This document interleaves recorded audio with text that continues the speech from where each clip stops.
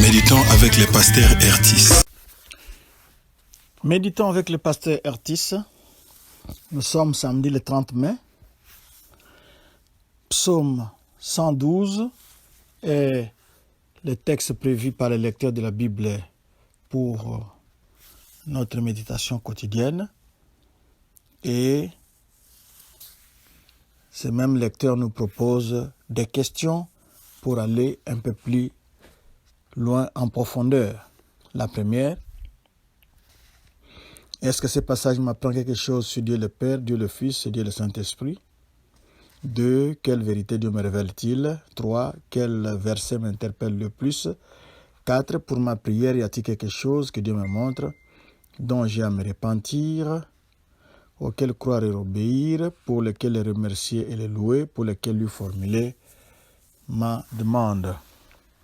Il est ici question dans ce texte des bénédictions de l'homme qui craint Dieu. Verset de la semaine, c'est-à-dire un verset à mémoriser en dehors une semaine. Et pour cette semaine, qui s'achève d'ailleurs, nous avons Proverbe 6, 6.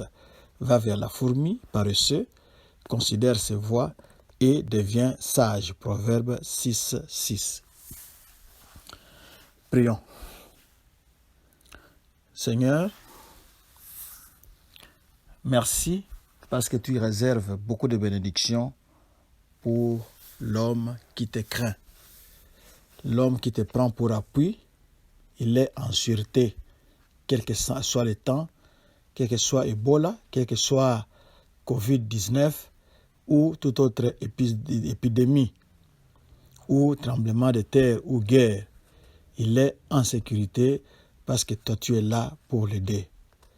Nous voulons t'écouter, nous parler maintenant, mais nous avons aussi besoin du Saint-Esprit qui avait dicté ces paroles. Nous t'avons demandé au nom merveilleux de notre Seigneur et Sauveur Jésus-Christ. Amen. Nous vous saluons dans le nom de notre merveilleux Seigneur Jésus-Christ. Que Dieu vous bénisse et bon week-end. Nous commençons notre méditation par le premier verset qui nous invite à louer l'Éternel. Heureux l'homme qui craint l'Éternel. Louer l'Éternel, ces mots expriment souvent les sentiments du psalmiste qui nous laisse ainsi un bel exemple à suivre. Qui est heureux? Parce qu'on a dit ici, heureux l'homme qui craint l'Éternel. Qui est heureux? C'est celui qui craint l'Éternel. C'est celui qui se soumet à ses lois, qui trouve un grand plaisir à ses commandements et qui l'éprouve en les pratiquant. Il récolte les bienfaits qui découlent d'une vie de piété pratique. Parmi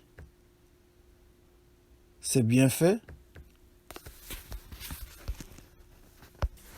nous avions parlé de la crainte de l'Éternel dans les psaumes.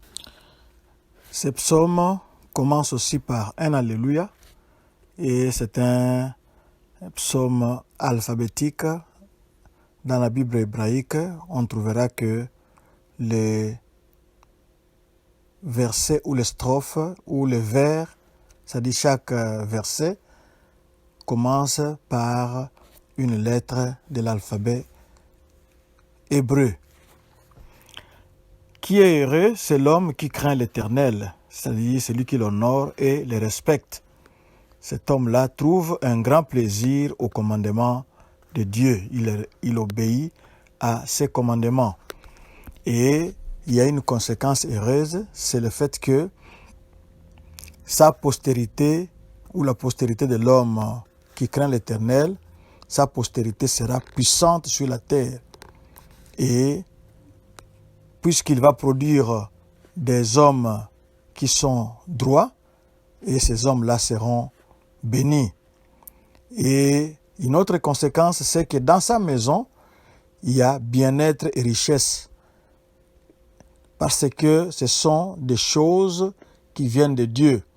Les choses qui viennent de Dieu durent par opposition à une autre source.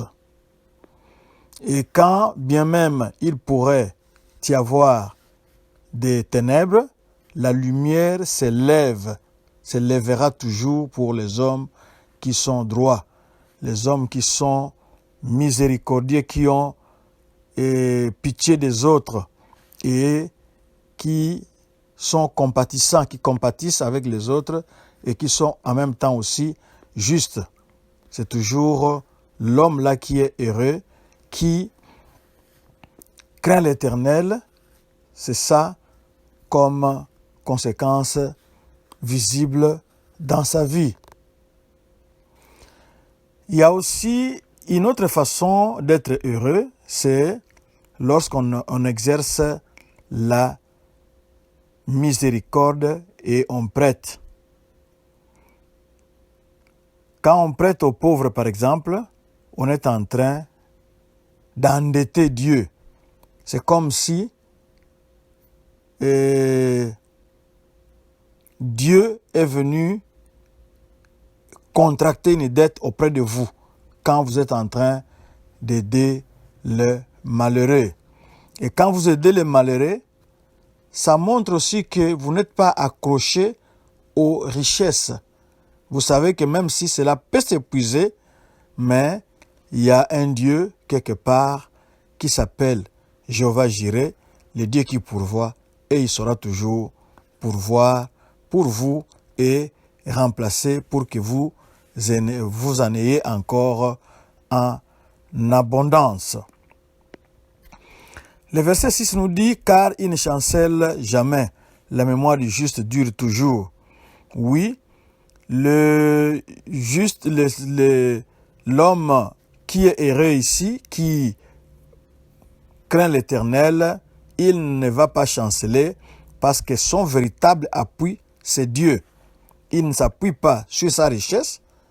C'est ce qu'il a montré au verset 5, qu'il donne généreusement à d'autres, il prête à d'autres pour mettre Dieu devant une dette qu'il n'a pas contractée directement, mais qu'il a contractée indirectement par votre action. Alors cet homme-là, au verset 6, ne va pas chanceler parce que son appui, c'est Dieu. Et il ne va pas craindre les mauvaises nouvelles. Vous savez, il y a beaucoup de mauvaises nouvelles quand vous ouvrez la radio, quand vous regardez à la télévision. Il y a beaucoup de mauvaises nouvelles. Mais l'homme ici, dont il est question, lui ne pourra pas craindre les mauvaises nouvelles telles que les émeutes, telles que le Covid-19, telles que l'Ebola, telles que les guerres. Il y en a beaucoup telles que la chute des actions en bourse. Il ne pourra pas craindre cette mauvaise nouvelle parce que son cœur est ferme et confiant à l'Éternel. Comme nous l'avons dit, il s'appuie sur l'Éternel et non sur autre chose. Il a confiance que le Dieu qu'il est en train de servir, le Dieu qui est son Dieu, est un Dieu capable. Il a la volonté, il a la capacité, il a aussi les possibilités de rassurer, de venir en aide à ceux qui lui obéissent. Toujours dans le même ordre d'idée, c'est au verset 8, son cœur est affermi. Il n'a point de crainte. C'est ce qu'on est en train de dire là. Il a un cœur ferme parce qu'il sait en qui il a cru. Jusqu'à ce qu'il mette son plaisir à regarder ses adversaires. Il peut même regarder ses adversaires en face parce qu'il sait que l'arbitre, il sait que Dieu est de son côté, dans son camp. C'est pour cela qu'il peut regarder ses adversaires en face parce qu'il sait en qui il a cru, il sait qui est de son côté. C'est comme Élisée et son serviteur. Les deux personnes dans la Bible étaient entourées par l'armée ennemie Élisée était serviteur né et son serviteur avait peur. Et quand le prophète lui a ouvert les yeux, cela lui a permis de voir que ceux qui les entouraient étaient plus nombreux que l'armée qui était venue pour les prendre, pour les arrêter. Le prophète pouvait regarder en face ses adversaires parce qu'il savait qu'il n'était pas seul. Il avait l'armée du Dieu très haut, du Dieu tout-puissant avec lui. Verset 9, il fait de largesses, il donne aux indigents. Sa justice subsiste à jamais, sa tête s'élève avec gloire. Oui, c'est l'idée que nous avons dit là-bas, il fait de largesses. Il n'épargne pas pour épargner, mais il a aussi pitié, il songe aussi à ceux qui n'en ont pas, à ceux qui sont dans les besoins, à ceux qui sont pauvres, il leur donne quelque chose et la Bible nous dit ici, sa justice subsiste à jamais.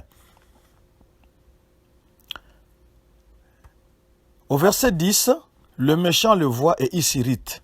Oui, le méchant doit s'irriter parce que ce qu'il a gagné, ce qu'il a, est assorti de beaucoup de conditions. Ce que le monde des ténèbres donne est assorti de beaucoup de conditions.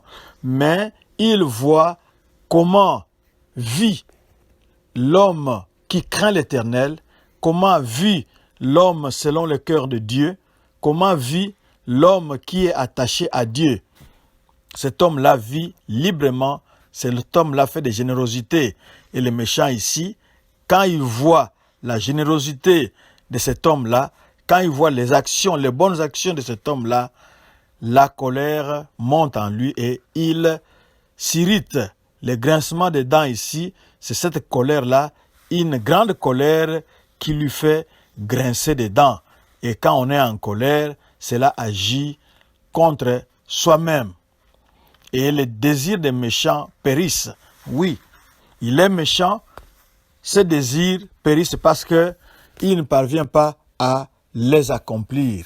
C'est comme s'il y a des barrières sur sa voie. Tandis que notre homme ici, dont nous venons de parler, l'homme qui craint l'Éternel, lui, il n'a pas de grincement de dents, mais il vit errer, sa position est stable et il ne continuera qu'à progresser dans la vie.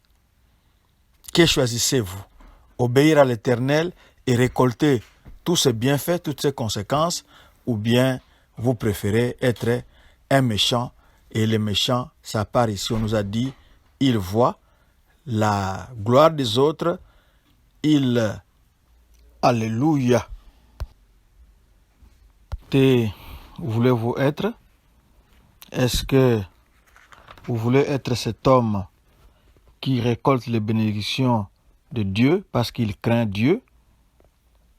Alors, tout ce qu'on a vu ici sera sa part, mais au psaume précédent, le psaume 111, qui s'était arrêté, le psaume 112 ici semble être la continuité du psaume 111, on nous a parlé du méchant qui grince les dents.